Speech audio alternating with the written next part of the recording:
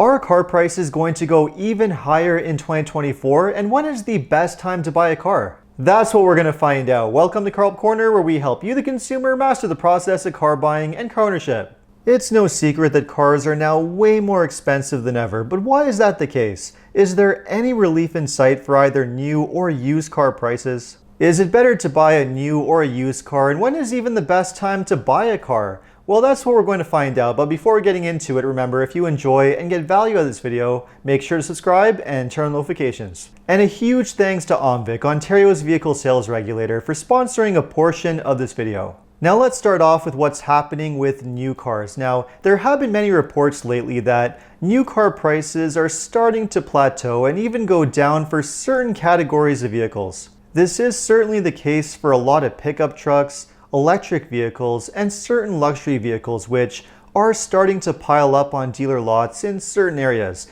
And we've even seen prices come down in the form of price reductions and even some incentives and rebates. But the reason for those particular types of cars is that they're just way too expensive for the majority of consumers to buy in the first place. The prices are so high for a lot of trucks and electric cars now that they're just not attainable for a lot of average consumers. But even though sales seem to be slowing for these particular types of cars, that's certainly not the situation when it comes to other categories of vehicles. When it comes to a lot of compact, affordable cars, mid-sized cars, small SUVs, and also a lot of hybrid and plug-in hybrid vehicles, the demand is still incredibly strong, and there's also very limited supply. Many of these types of vehicles are still incredibly hard to find on dealer lots, and in many situations you do have to place an order for the car, and you could potentially be waiting up to several months, sometimes even over a year. And with these categories of cars, we have seen car manufacturers increasing the prices year over year.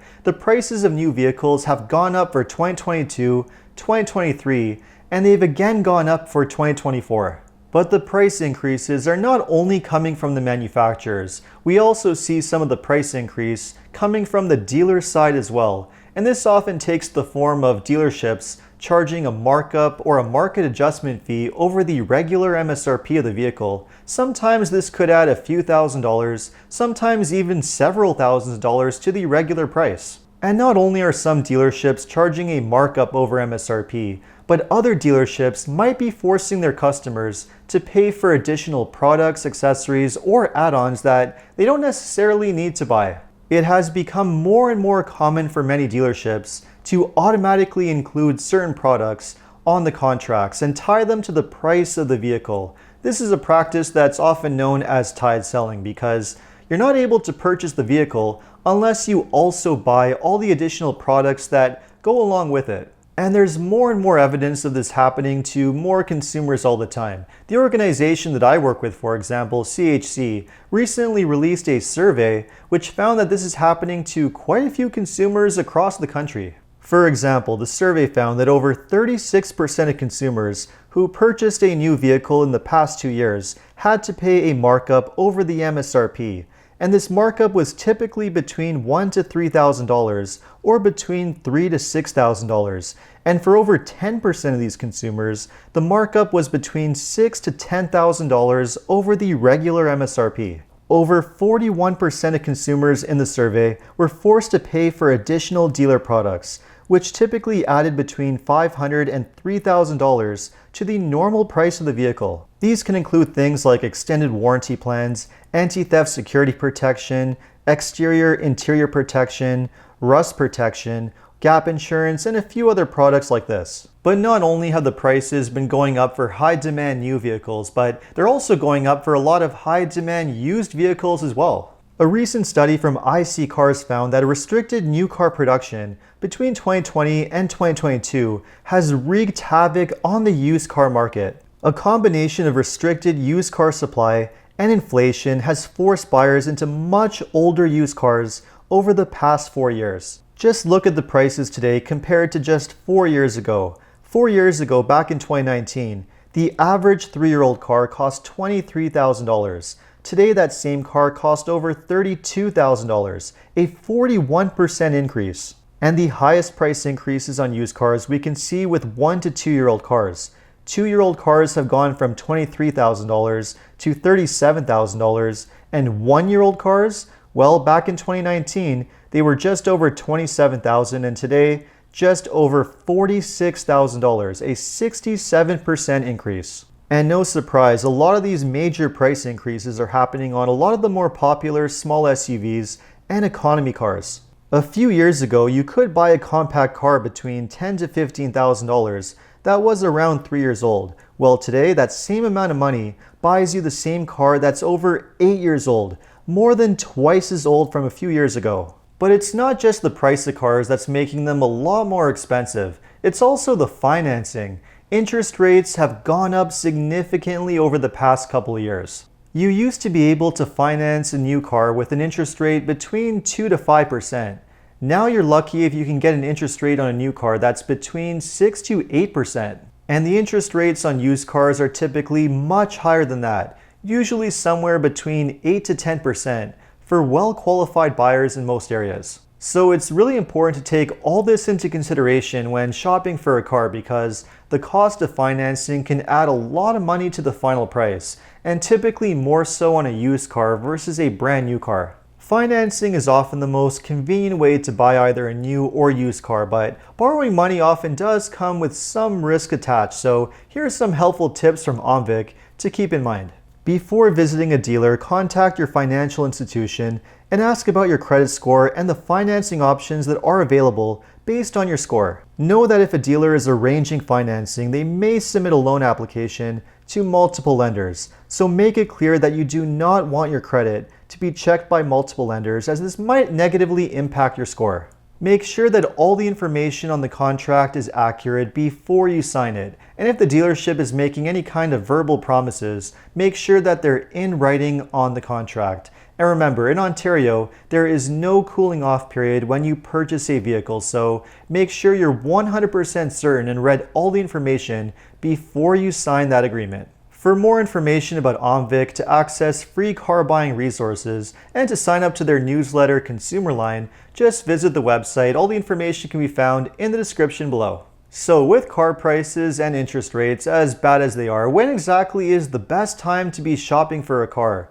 And should you consider buying a new car or a used car? Well, even though we have seen the prices come down for certain categories of vehicles, again, this is starting to happen for certain pickup trucks, electric vehicles, and also a lot of high-end vehicles. That's not exactly happening for the more attainable vehicles that the majority of consumers are interested in buying. That's especially true for most compact cars and mid-sized cars, a lot of small SUVs, but especially for most hybrids and plug-in hybrids. We continue to see really long waiting periods on most of these types of cars. In the case of some hybrids and plug-in hybrids, you could be waiting several months to over a year long. And that not only means that things like rebates, discounts, and incentives are not going to be returning for these types of vehicles anytime soon in the near future, but we're more than likely going to continue to see price increases for 2024 and likely even 2025. Which means that if you're planning to buy a car or need to buy a car within the next year or so, you don't need to put yourself on the sideline and wait, because the prices for these types of cars at least are not going to be coming down anytime soon. And if you're debating whether to buy either a new car or a used car in the near future, more than likely buying a brand new car is going to make a lot more sense. This is because the insanely high prices that we're seeing on a lot of popular used cars have reached the point where 2 to 3 year old used cars are really not much less expensive than an equivalent brand new car, and in some cases the price might be more or less the same. And if you're not going to save a substantial amount of money, it makes absolutely no sense to even consider buying a used car. That's especially true if you're planning to finance, because like I mentioned earlier, the interest rates on used cars can typically be quite a bit higher when compared to the interest rates when financing or leasing a brand new car. And not only that, but you also have to consider that when you buy a used car, you're typically getting much less warranty protection or possibly no warranty protection. There's going to be more wear and tear on the car, which means a higher likelihood of having to spend money on maintenance and repairs.